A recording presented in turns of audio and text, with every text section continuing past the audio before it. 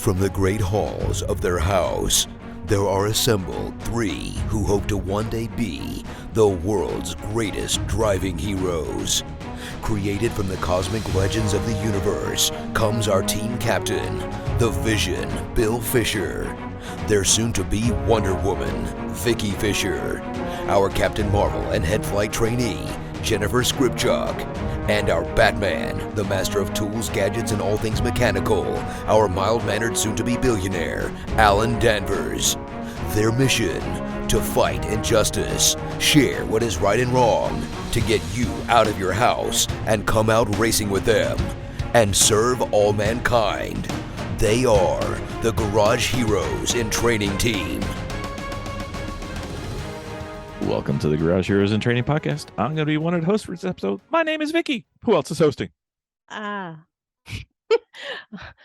Vicky. Thank you. Oh, I always get these things confused. We look so much alike. No, not at all. Anyway, Miss Vicky. Yes. We have a guest. Yes, I know. We met him at GridLife's Legends something? Circuit Legends. Circuit Legends. I knew it was Legends something. Didn't write it down. Should have. At Lime Rock Park. We've been talking with him on Instagram and Facebook for quite a while. Mm-hmm. And today I wake up to he does a pirate takeover of the Track Walking Podcast hosting duties. We knew it was happening. We just didn't know it was that podcast. We have Justin Okamoto. Welcome to the podcast, Justin. Thank you, sir. I'm happy to be here. Excellent. JustinCFC on Instagram. Mm-hmm. Yep. Short, Justin. sweet, and simple. Exactly. And we'll get into the CFC thing soon. So I suck at intros. Everybody knows it. Vicky makes me do it. Don't know why. Not good at it. But could you give like a brief introduction just in case people aren't familiar with you? You know, seeing what you're doing now? Yeah. So I am Justin Okamoto. I'm from here in upstate South Carolina. I've lived here pretty much my whole life. And I've been tracking my own car. This is my second year, but I've been involved in motorsports per se and the automotive industry as a whole for a decade now. Wow. Must have started when you were 4. But anyway. So what got you started?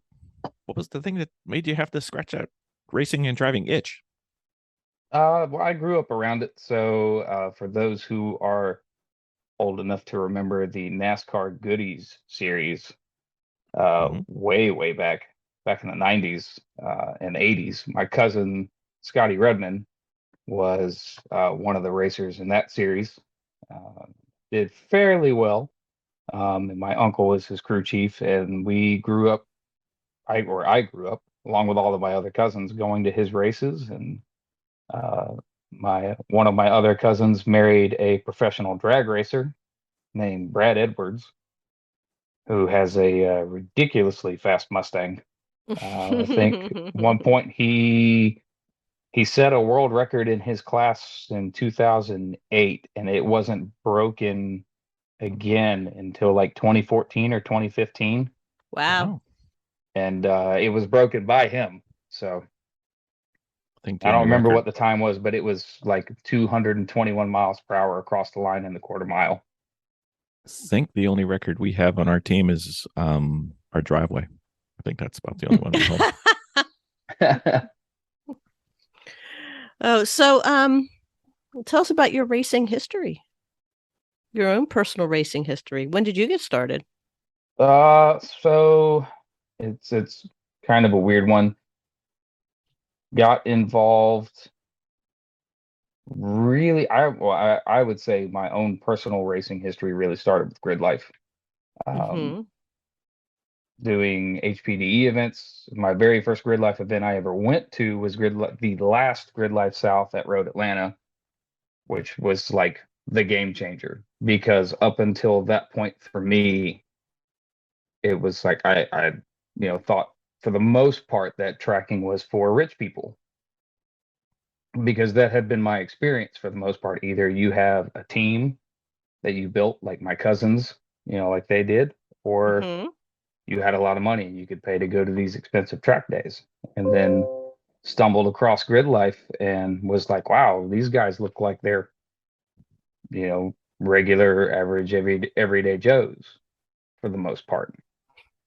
And once I moved into, mentally shifted into like, hey, let me dig into this and figure this out, I noticed that the entry fees were not terribly expensive. Yeah, I mean, they're not a small sum of money, but for Hmm. the amount of time you're getting, it's pretty substantial. What you pay for a GridLife weekend, a 3-day weekend, most places you pay for one day. Hmm. So that became very appealing. And then the idea of volunteering with them to get seat time came up and kind of blossomed from there. And that's kind of what I've done ever since. So go to events, volunteer, help out, and then get some seat time in.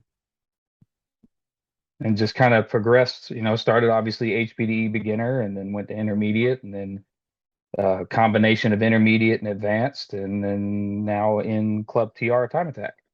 Hmm. You show off, you. So do Any you have it?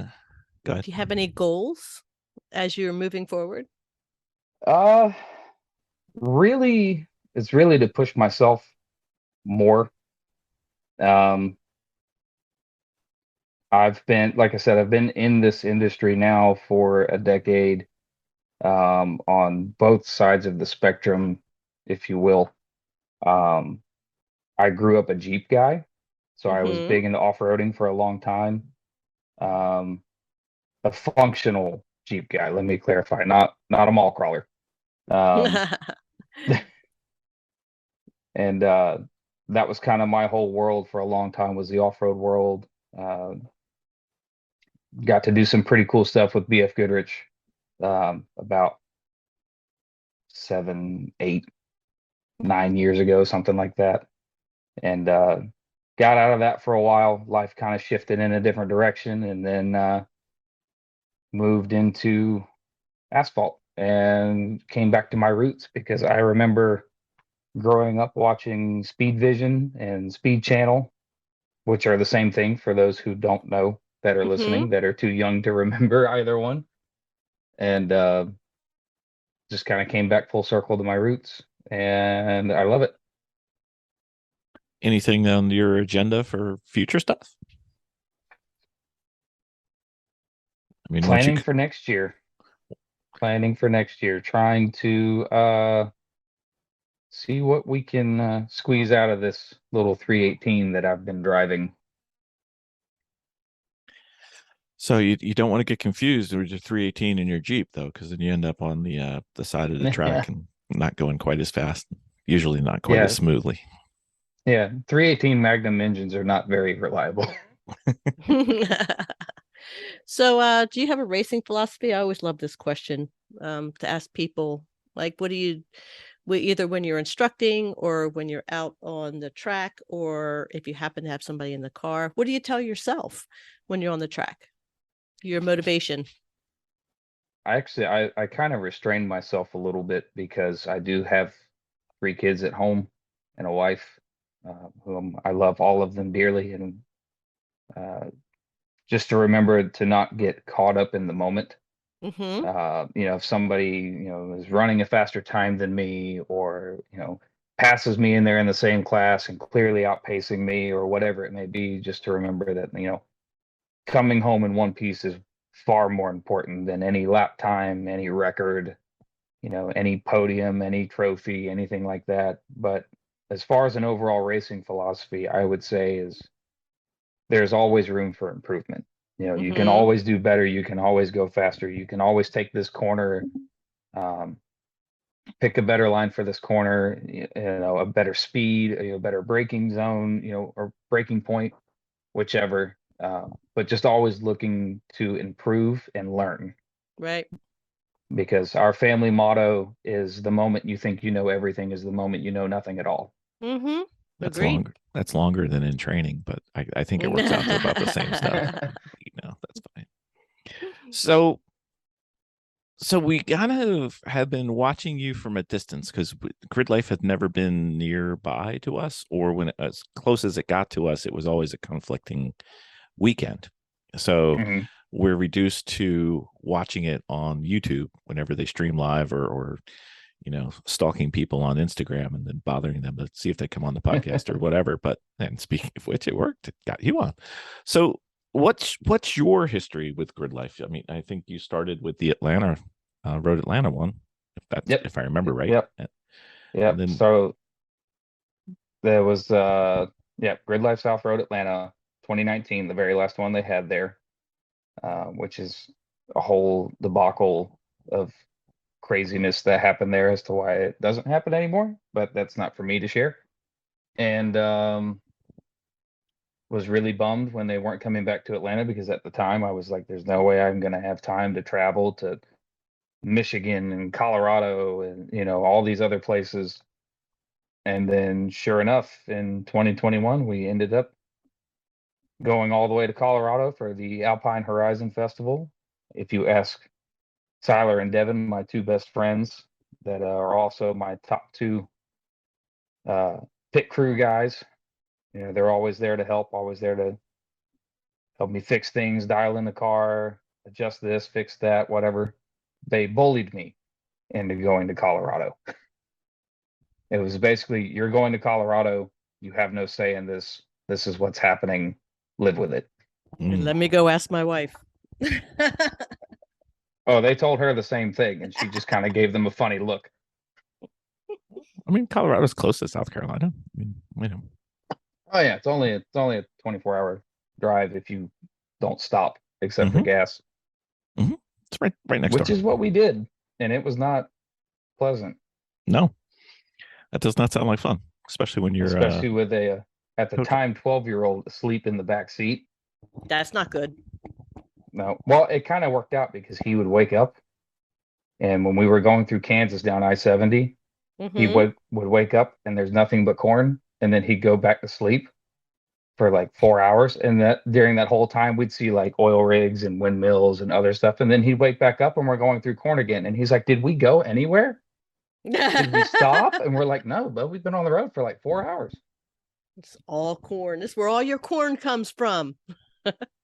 Exactly. Oh, yeah, that and then some. We probably saw every bit of 10 million acres of corn. Wow. That's E85 in the making. Along with a whole bunch of other stuff. Whole bunch of other stuff. So have you always driven the same car the entire time? Yep. So, well, as far as with GridLife, yes. Yes. I've done some like BMW CCA events. Also through my previous employer is where I got a lot of my seat time. Northwestern South Carolina. Mm-hmm. Okay, very well. We are familiar. A certain German automotive manufacturer in Spartanburg, South Carolina. Yeah, I've heard people break my windows or something like that. I don't remember, but yeah, something along those lines. Something like that. So is there levels in the time attack class that you're in, or is it a single class? How does that actually work? Because we've never done sprint racing nor time attack really, so this is kind of foreign for us. Yeah. Gotcha. So Club TR, or Club Track Rat, as it is also called, is kind of for the enthusiast who wants to modify their car but doesn't have the budget to run with like the track mod or the unlimited guys or even some of the street mod guys. It is one of the slower classes of the bunch, especially nowadays with, I mean, you can buy cars straight off the showroom floor that'll run, a 140 at Road Atlanta, and you don't even have to push the car. Yeah. So Club TR is usually made up of like a boatload of S2000s, Civics from the 90s, like the EKs, EM1s, some EG hatches and sedans make their way in the mix, and then a couple of E36s like mine make their way in there. Mm-hmm.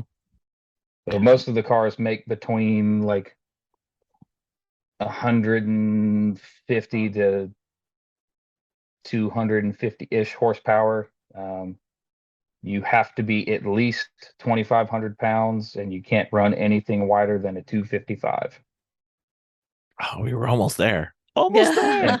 And it has to be a Falcon RT660. That is the spec tire for the class. Wow.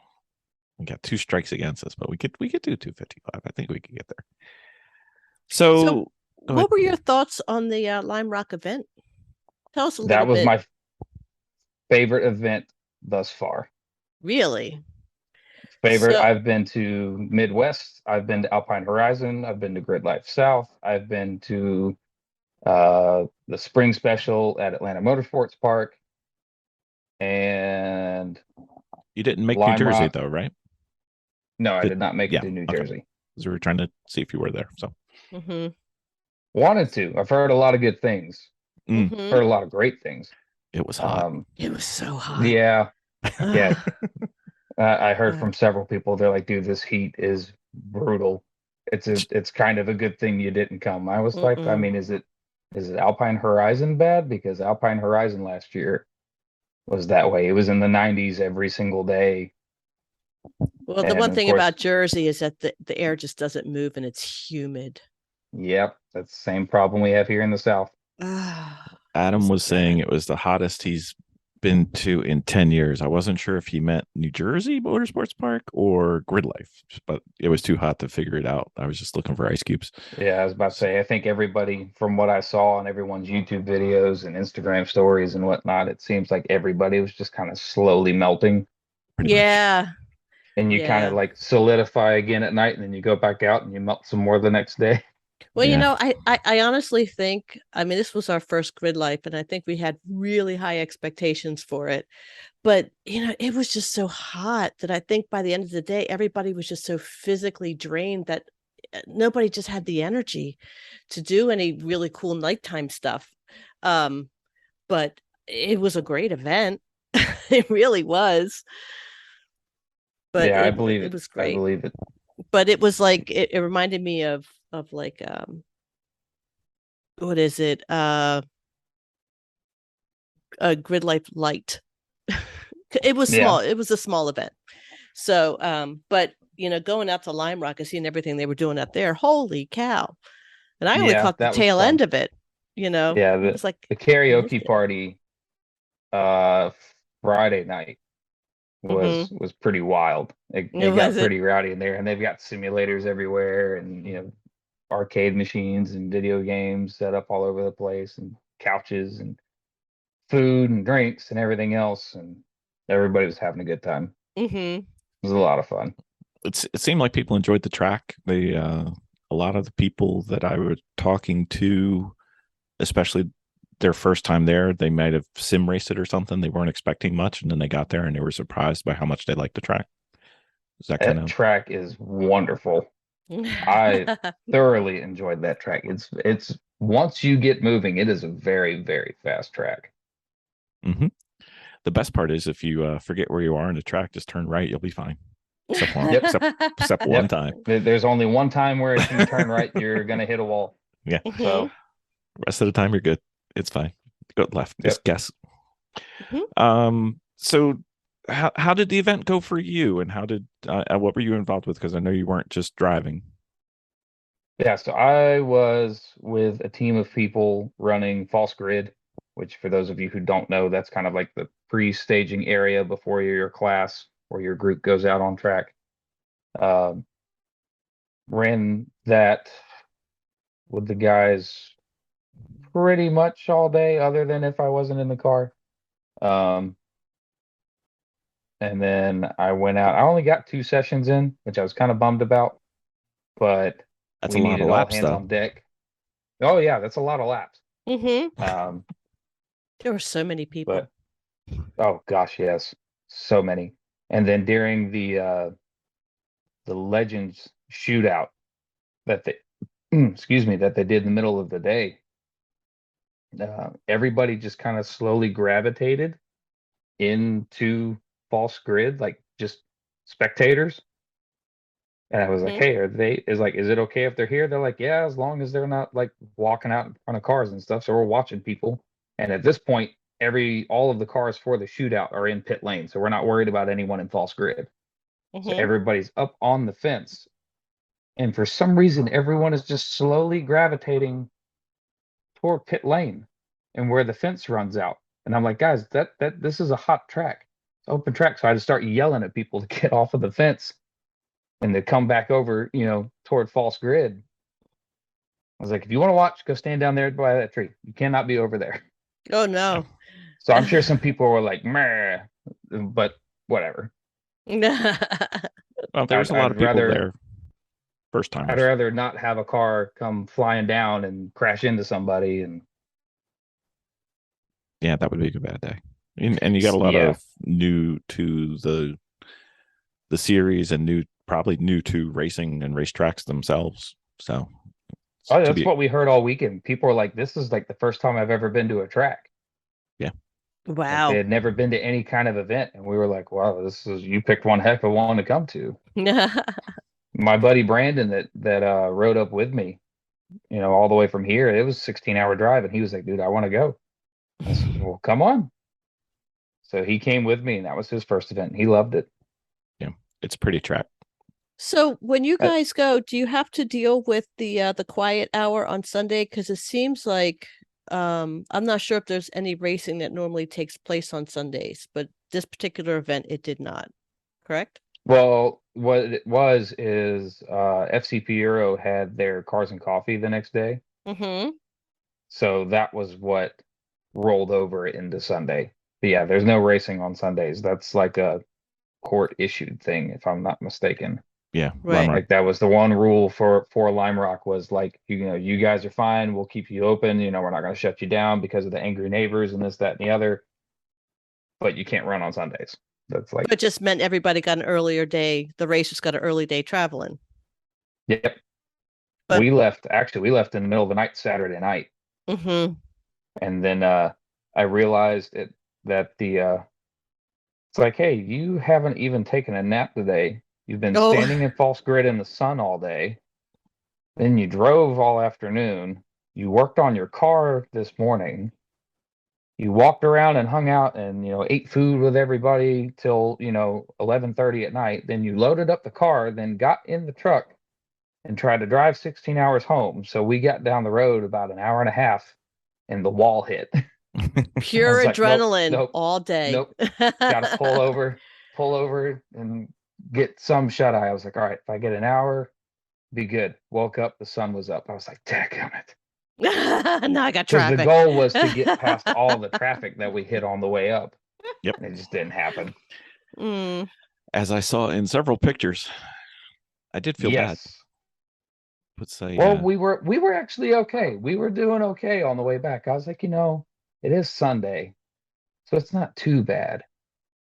I kept saying that in my head. I was like, if I say it out loud, I'm gonna mess something up. And then I said it out loud as we crossed the North Carolina border, and we were fine. And then we hit Charlotte, Yep. Mm. where there's a bunch of construction where 85 and 40 cross, hmm and it was just total gridlock. Everybody stopped. If you move, you're creeping forward. You're just taking your foot off the brake. It was terrible. yeah. At that point, you just go into a restaurant and you eat somewhere. Oh, we would have, but there was no way to get out. You change meals before you hit the next exit. So Mm-hmm. so how was your drive in that Lime Rock? It was fantastic. Could have pushed the car a lot harder, looking back, but overall, I'm pretty pleased. I definitely want to go back, and that's my big thing now. Is now I've done a lot of different tracks, so now I want to go back to Mhm. said tracks, and that way I can compare how I did the first time I went versus the second time. Because usually most of the time, the first time you go to a track, you do well, but not as well as you possibly could. Sure. Yeah.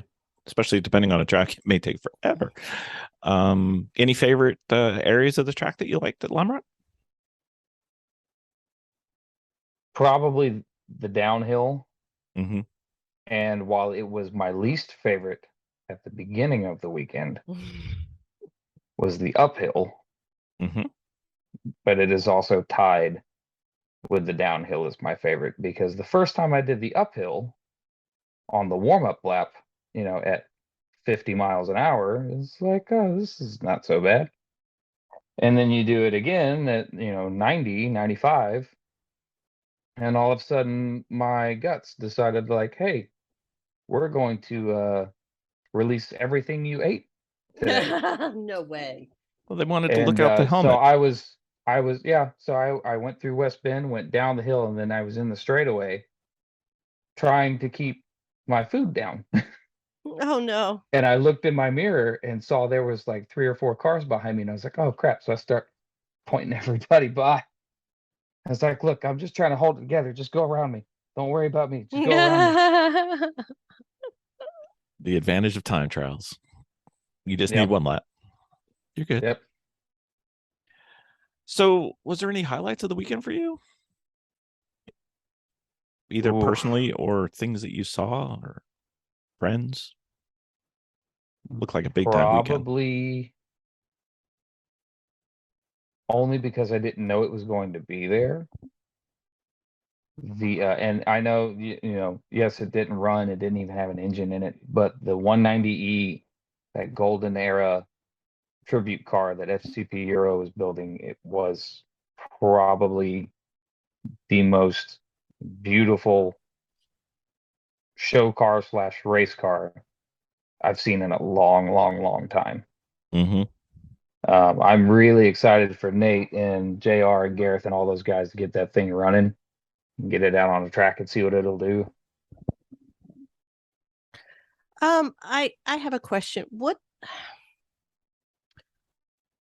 When getting involved with GridLife, what does it entail to start getting things rolling, to get into there? What can they expect at GridLife, especially this Lime Rock? What did it deliver?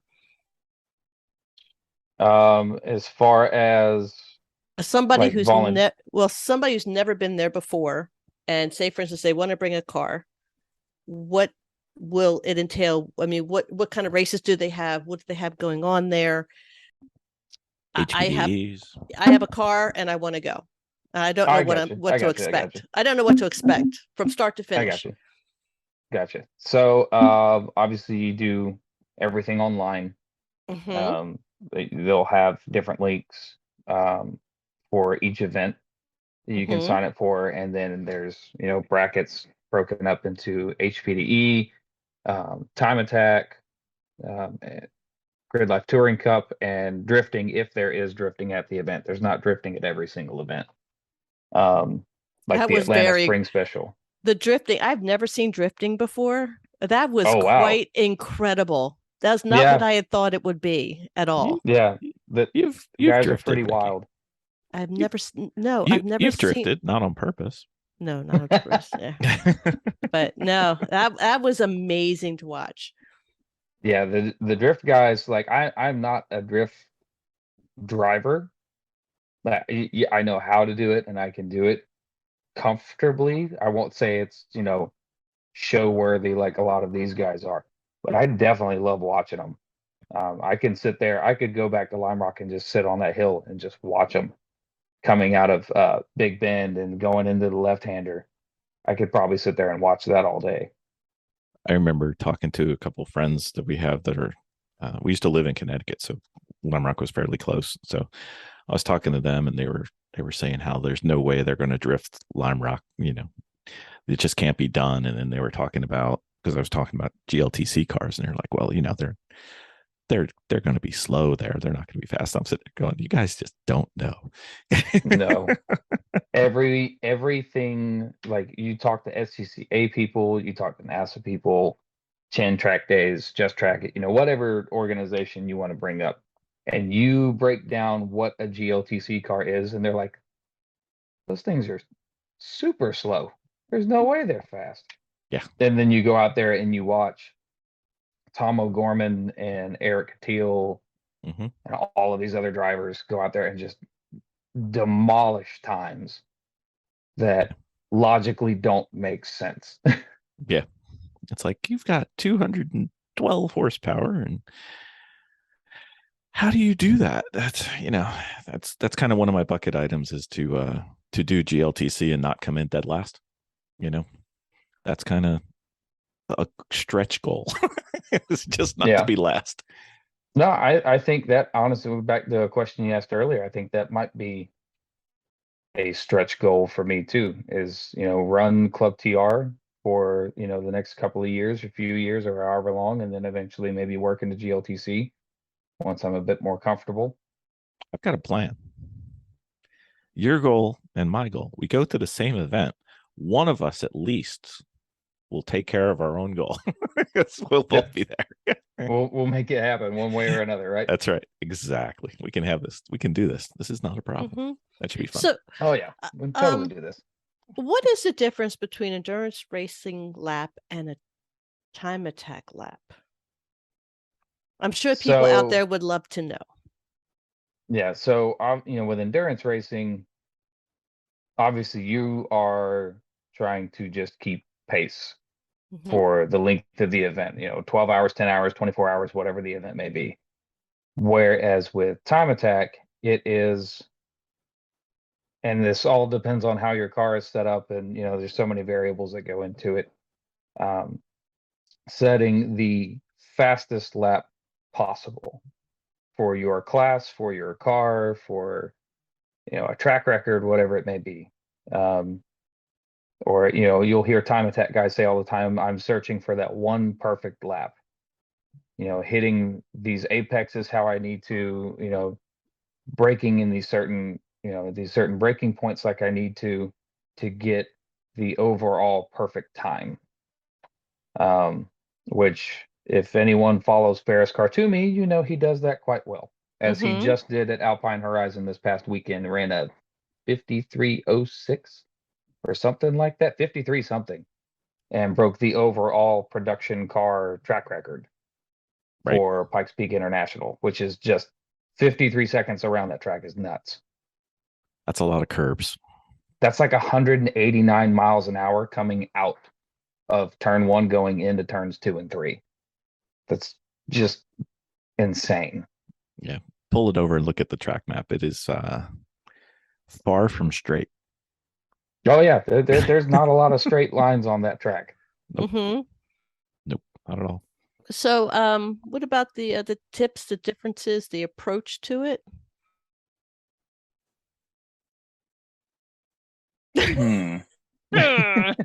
Well, I think Vicky's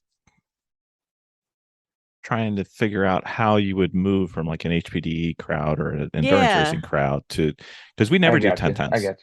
So, Well, and there may not be a need to, depending on how your car is set up and how everybody else is running. I've seen people go out and kind of, lollygag their way through a weekend and go home with a trophy. Mhm. They just had their car set up in a way that worked well to where they didn't have to push hard, and they took home something. They left with more than they showed up with. But I would say it's really figuring out what is working and what is not working for that particular track on that particular day. With your tire pressures, with how your suspension is set up, even with your alignment. You might want to talk to people who have been to that track before, who run a similar car to you, and say like, hey, this is the kind of alignment I've been running, especially if there's banking or anything like that. If you go to like a NASCAR track that has a roval or something set up in it, like for us would be like Charlotte Motor Speedway. Or if you guys make your way out to Alpine Horizon, there's a lot of guys who adjusted their alignment to not overcook the tires on the right side of the car, because when you get into that bank, yeah, I mean, you're really, really heating up that right side, which can cause issues going into turns 2 and 3 if you're not careful. Yeah, but you need an even sharper left-hand turn. Yeah. Yeah, because 3 is scary. Mhm. when you push the braking zone too far. I'm totally not speaking from experience on that one. Nope. Me neither. There was Let a me couple. let me see if I can give this 10 more feet. Oh no, I can't give this 10 more Nope. feet. That 10 was not available to me. We had I was watching Not it yet. this weekend, and there was a few braking. I'll go with exhibitions going into that turn where what the desired plan did not come to fruition, and a lot of grass was trimmed. Oh yeah, lots of grass. I did that at I helped trim the grass at GridLife Midwest this year. Nice. Ooh. Yeah, I went too hot into turn 5 at Gingerman, That's not a which if bad you one go though. too hot into 5, then that means you're too hot for 6. Yep. And I fought with the grip and I felt all 4 sliding and I was like, come on, come on, come on, come on, come on. And I felt it grab and then I felt my back tire touch the grass and I said, oh, That's it. here we go. All done. Yep. I did a 720 and Nice. just threw grass everywhere. And I That's was like, awesome. well, that was different. Well, if you're going to go off Puttered grid, my way back out onto the track and then pulled in and obviously did the smart thing. If you're 4 off, you definitely need to go into pit lane, have them check out your car. Went in and they're like, yeah, you're just full of grass. That's all. well, I mean, Brought if you're over a going to leaf go blower, off, blew out my Gingerman. wheels. Oh yeah, Gingerman's the best place to go off. It's like a golf course with a Mhm. racetrack on it. You've got, 100, 200 yards of grass in every direction, except except on, for 11. yeah, Don't go off at 11. yeah. There's a wall right there. Although Eric did manage to pull it off and not get any kind of damage, which was amazing. I think that was Oh, at Lime Rock, yeah, that no, was. no, at Gingerman he went off. I think it was not this year, but last year. Oh yeah. That's right. That's right. He kind of did everything you could and still not have any damage. I was like, that's either very good or very lucky. Maybe both. You should see the footage if you. I know you guys you weren't there to see it during the shootout. He went off.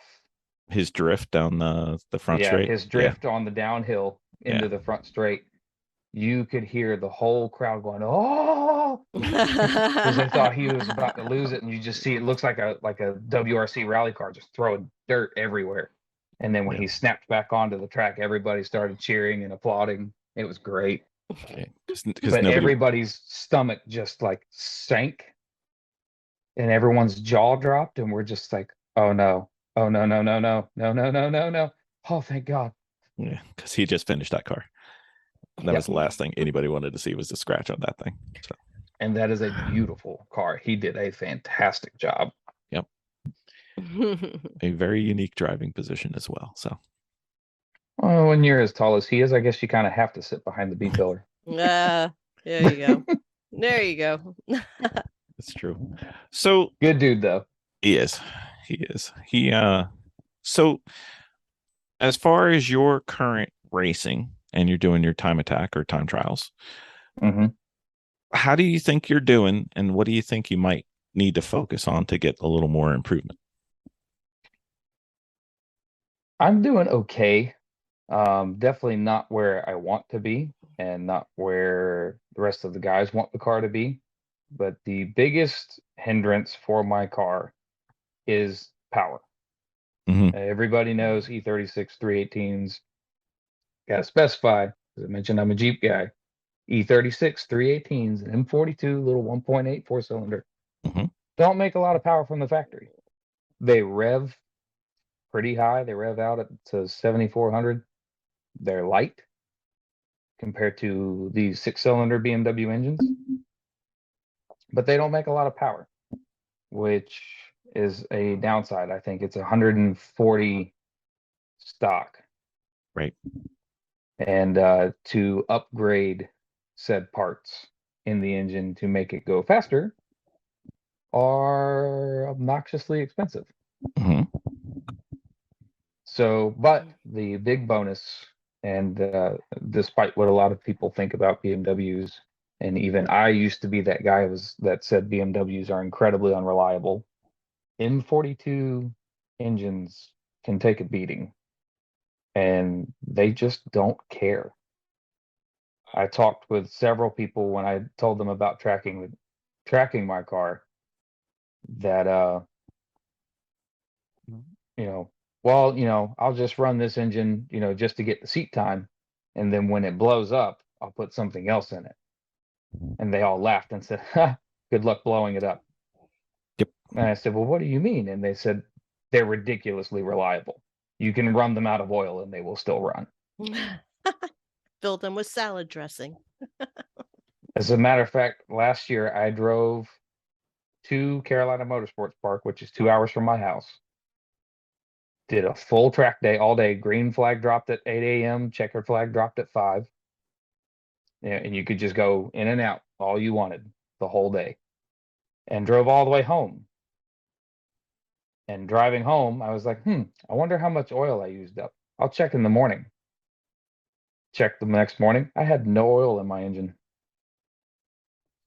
You got If all I the- did, it was very, very little. Right. And it was fine. Yeah. I filled it back up and it was fine. So you're thinking for improvement, you need to focus on the car or focus on the driver or a bit of both? A bit of both. Definitely want to get some more power in the car. Obviously, talking with Ben from Gears and Gasoline. I've been talking to them. We actually met at GridLife South in 2019. They're like, dude, just throw a K in it. If you want to stay light and drive something with a similar power band and, actually a bit more of a power band, that you would be comfortable with and should be relatively easy to swap into the car, throw K series in it. So that's kind of been the direction we're looking at. It's a little different because if I do an LS swap, I get thrown into track mod, and I'm not ready for track mod. Those are all 6, 7, 800 horsepower cars. Right. Not out there trying to chase with them. So K series, really overall, after weighing all of our options to stay in Club TR and move forward out of Club TR, seems to be the overall best choice. How hard is a K into a BMW?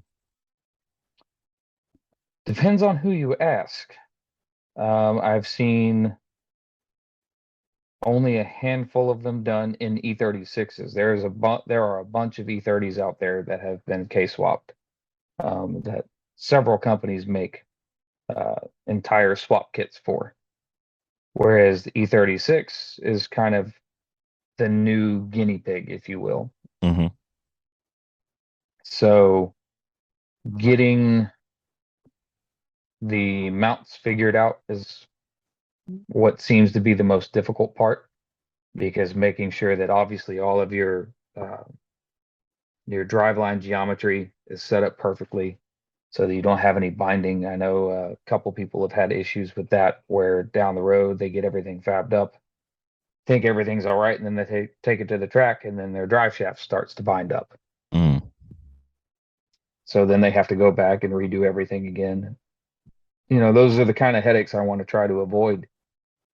But a guy close to here in Charlotte just finished up one using the stock oil pan, slightly modifying the subframe, and has had no issues. So I've been following that pretty heavily. I went to his Facebook page and was like, we're going to turn notifications on. So every time you post something, I'm going to see it, because otherwise I'm going to miss it. Yeah. So that would a K series into your car would actually raise your power to weight, right? Yeah. Oh yeah, I mean, significantly. like a bunch. And you'd still be in Club TR though.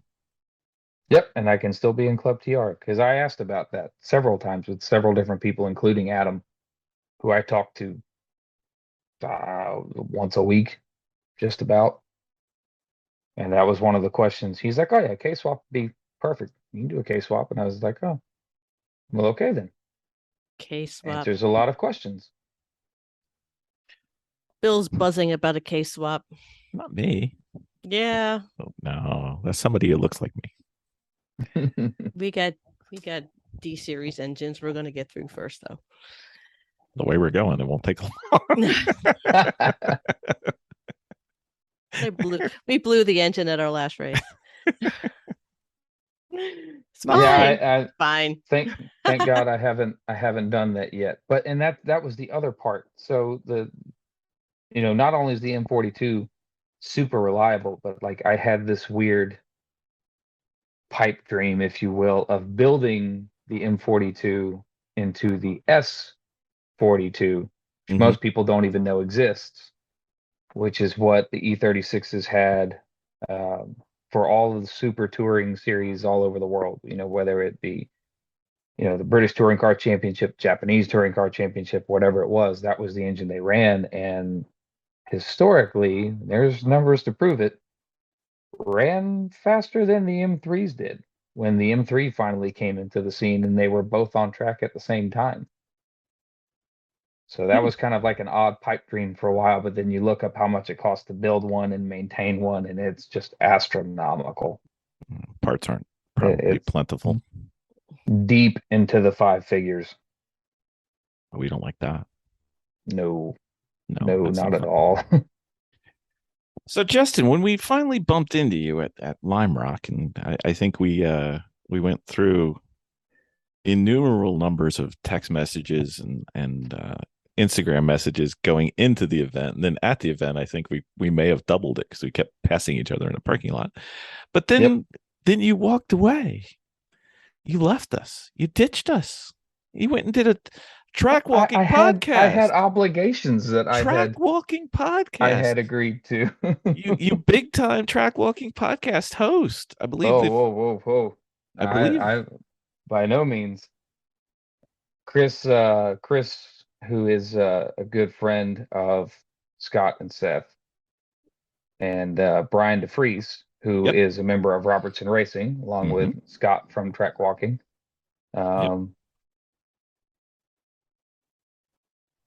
Came up with the idea of we're going to do a podcast in honor of Scott and Seth. Because Scott wasn't there because he got COVID. Can be there. Yeah, I was really bummed about that. I like Scott. I like Scott a lot. He's a really, really great guy. Has helped me out several times at events, just pinpoint, questions of different corners, especially at Gingerman, because it had been my first time at Gingerman, and that's his home track. He lives like not terribly far away from there, if I'm not mistaken. Yeah. And he was like, "Oh yeah, just do this." But really, really good dude.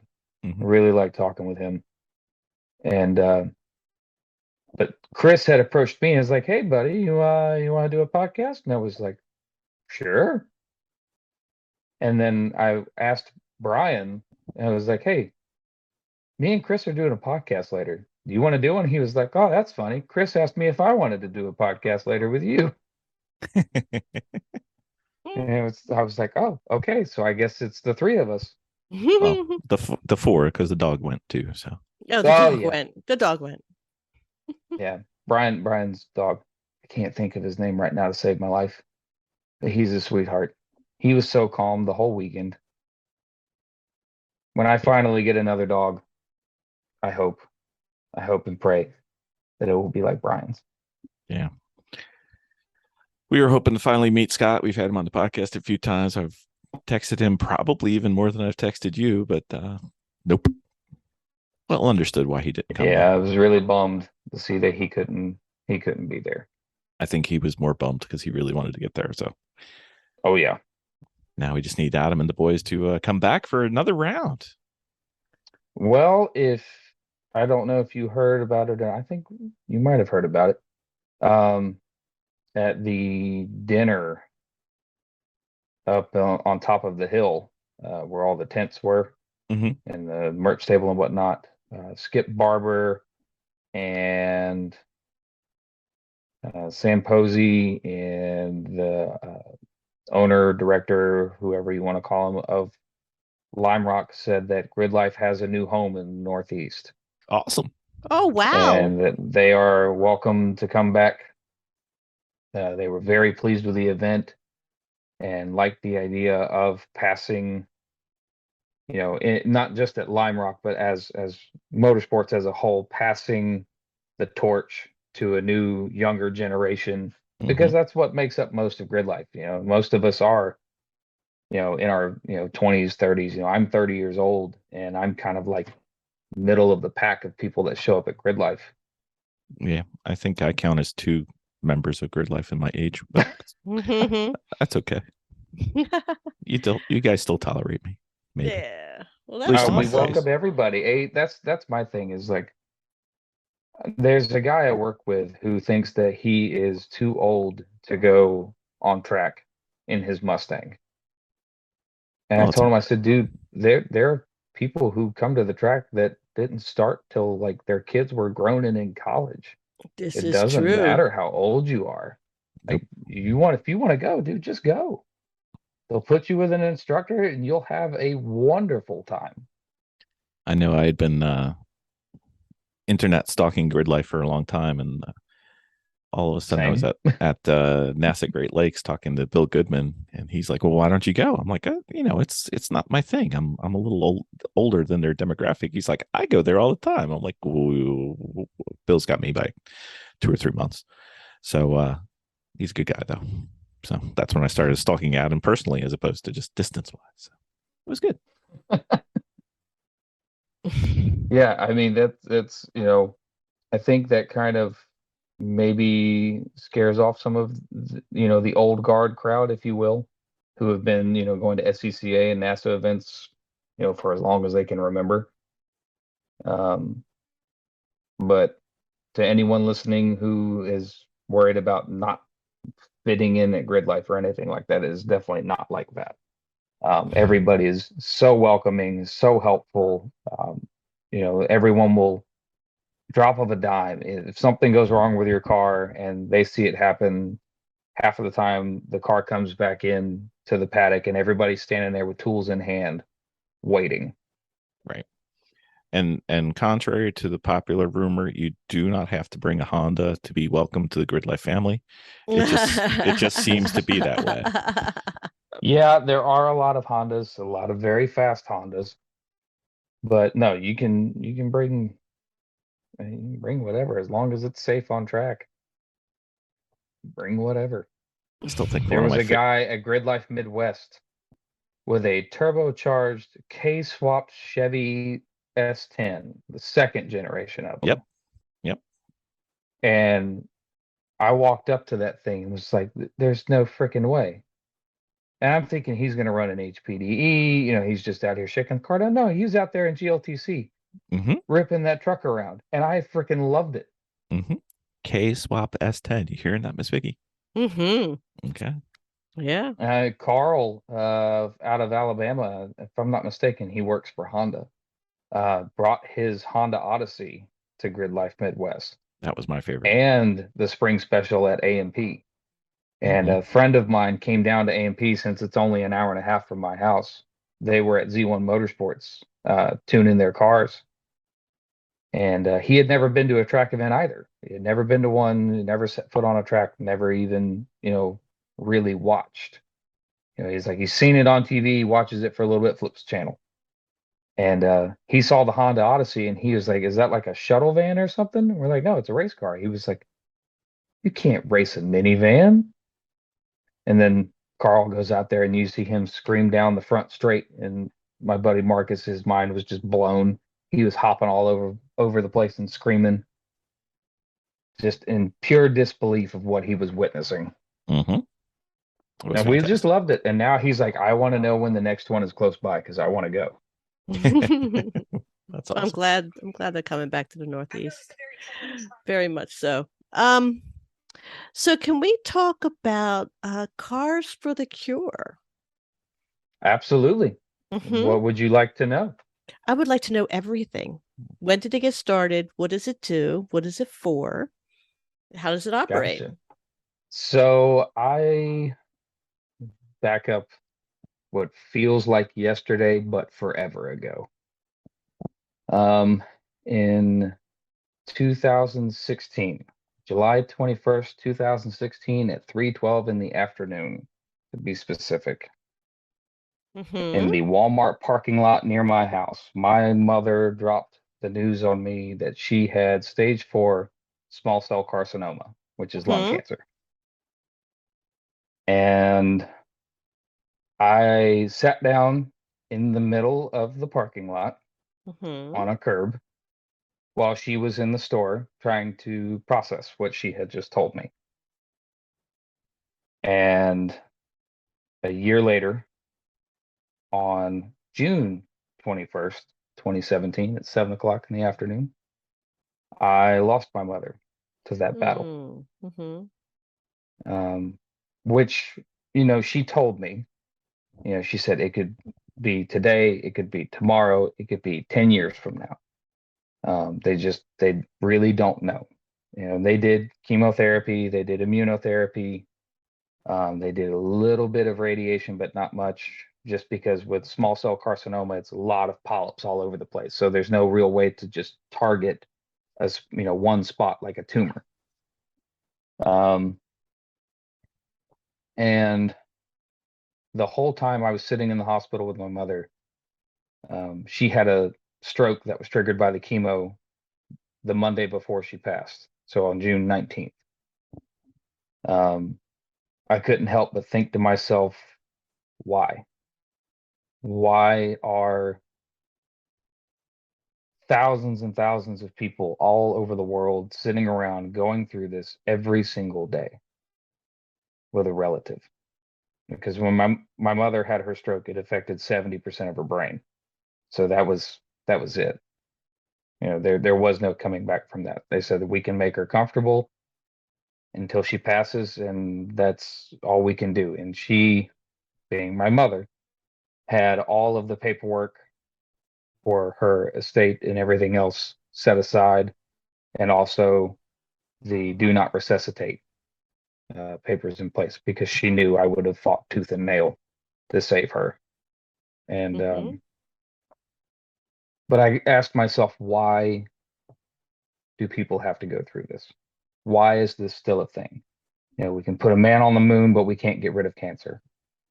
That kind of mindset. And through that emotion, I made a post on Facebook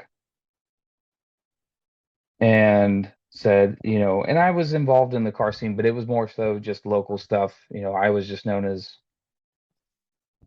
the guy with the old $400 beat up E36 that shows up at car shows and Mm-hmm. parks off in the corner in the dark where nobody could see it because it was so beat up at the time. And through that single post, I said, if I could find a way to combine car stuff and cancer, like raising awareness or raising money or something. I had no idea what I wanted to do. Would anybody be down to help me or be involved, or would anyone even bother coming to this? And the post just exploded with people. Ooh. To the point that I was kind of like, okay, I might be onto something here. And so we just started making stickers, which my Mm-hmm. wife came up with the idea of the design. I had friends who made stickers through their company called High Rev Industries, which sadly they're no longer around.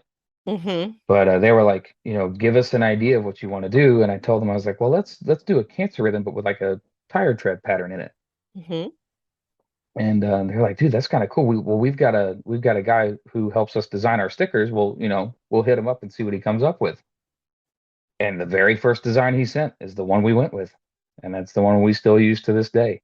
Oh, wow. Um, we did our first event October 7th of 2017, and then we just kind of we were selling stickers. That was all we did. I didn't really know what we wanted it to grow into, but we knew we wanted it to be something. My sister, and I call her my sister. She's not my sister by blood, but she's my sister, if you catch my drift. Mm-hmm. Um, she hopped on board immediately and was 100% in. And we've had people come and go. Life changes for everybody, and we've got a pretty solid team now. but fast forward to past all of the car shows and events and stuff that we went to on behalf, or that were hosted by, by other people. Fast forward to 2020, and we got our 501c3. Oh, cool. And so now we're, official, because the big thing was I didn't want to keep the money. I don't want to get paid for this. I don't want to do it. It's not why I do it. And took time. It was a slow growth. It's still a slow growth, but I'd rather it be a slow growth because then we can tackle things as they come. As opposed to if somebody writes $1 million check, I'm like, well, crap, now what do I do? That changes so many things, but we'd love to get to the point where someone, as an example, it doesn't have to be, we're not specific to children. That just kind of seems to be, if you scroll through our Instagram, what kind of lands in our lap. Yep. Of families who need help taking care of their kids. I would love to get us to the point where a family comes to me with, their son or daughter has leukemia or a brain tumor or whatever it may be, and I can say, go spend time with your kids. Go spend time with your kid. Go take them to their treatments. Go to Disney World. Go do whatever you want to do. And when they come at me and say, well, what about our mortgage? What about our lights? What about, groceries? And say, look, we'll take care of all of that.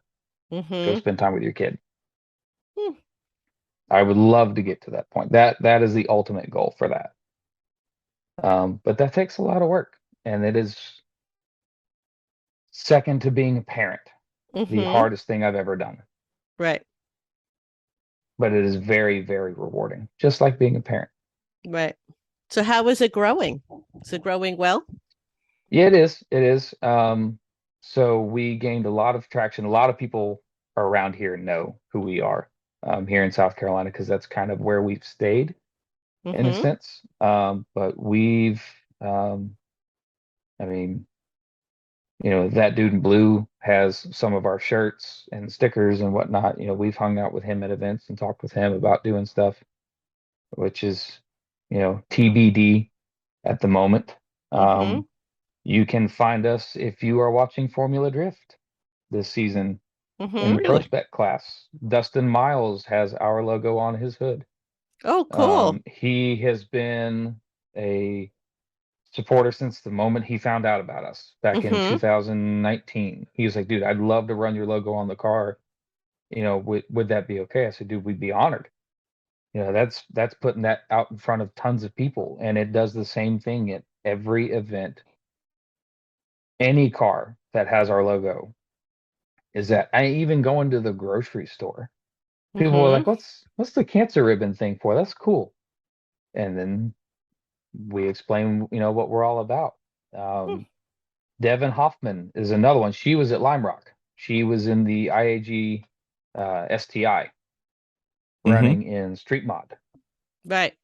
Wonderful driver.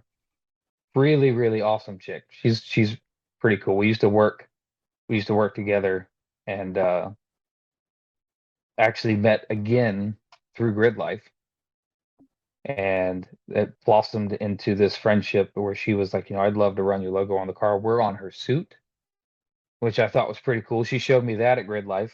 She pulled her race suit out, and there it was on her shoulder. Wow. And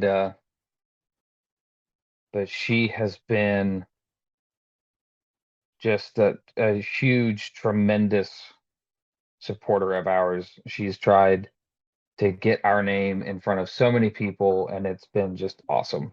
It's been so awesome working with her. So her and Dustin are probably our two biggest names that are out there constantly. Well, we just placed an order, so we will be having them in all of our cars. I heard my phone ding in my ear, and I was like, that's the website. Something's going on the website. Yes, we will. We well, ordered thank you, plenty. Thank you very, very much. It is greatly, greatly appreciated. Yes, and whatever you ordered, I will get it packaged up and sent out to you guys. Not Sounds a problem. good. We've only got a couple HPDEs, and every little bit helps. I know, so whatever we can do. So, if our listeners wish to assist you with your goals, carsforthecure.sc.org is the best place, I guess. Yep. And the word for FOR, not the number. FOR, yes, not the number. So, very cool. Well, we definitely do appreciate all the work you've done, and there's a whole bunch of really good charities out there. So, this is another one, and we will be putting forth an effort, and our singles of listeners will Oh, stop.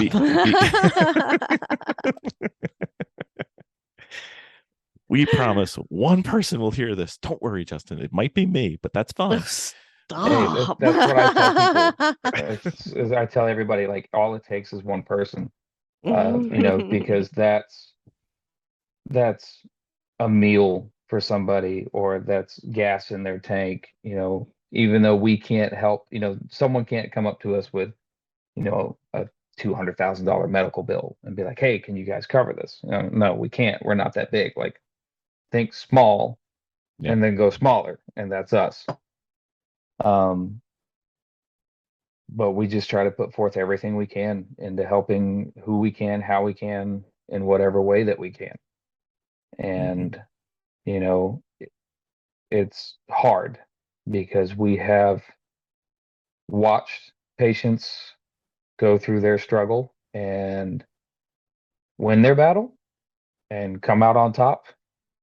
And we have had to watch some lose their battle. And that is probably the hardest struggle of it all, is having to go through that and putting all of this effort in, and someone still not make it. But remembering that, what we're doing is just and right, and we're doing it for the right reasons. Yeah. And trying to combine cars with that has probably been the biggest challenge, because the reality is car people are usually broke. Little bit. But like I said, every bit helps. Every single bit helps. So we do what we can. That's all we can really ask. That's all I can really ask all the people I work with. And the team I have, Tyler, Devin, Gracie, Uzi, Vin, all of those guys. I know they'll listen to this podcast. Nate, all of them. They're all wonderful, wonderful people. And that was the thing I think I've learned more than anything from all of this, is that cancer has touched everyone one way or another, in some way, shape, or form. Somebody's been through it, somebody survived it, their mom survived it, or they lost their brother, their uncle, their dad, whoever. It's astonishing how heavy cancer has affected people in so many different ways. Mm-hmm. For sure. Well, we'd like to remind everyone that's Cars for the Cure SC for, I guess, South Carolina.org. Mm-hmm. And we would like to thank you for coming on. Thank you for having me. It has been a wonderful visit with you. Thank you. We will bother you again. We have not had time to go through the Fast and Furious Storytime questions, so you will be subjected to our little slice of insanity at some point. So don't think I am so down. I am so down. Okay. Very well. Well, hopefully we will see you at our next GridLife event, or even better, at another event even sooner. That would be fantastic. Yeah. If there's a way to make it happen, I'll try to make it happen. No worries. Doke. All right, sir. Thank you again. We appreciate it. Thank you, guys. Captain's Log Supplemental.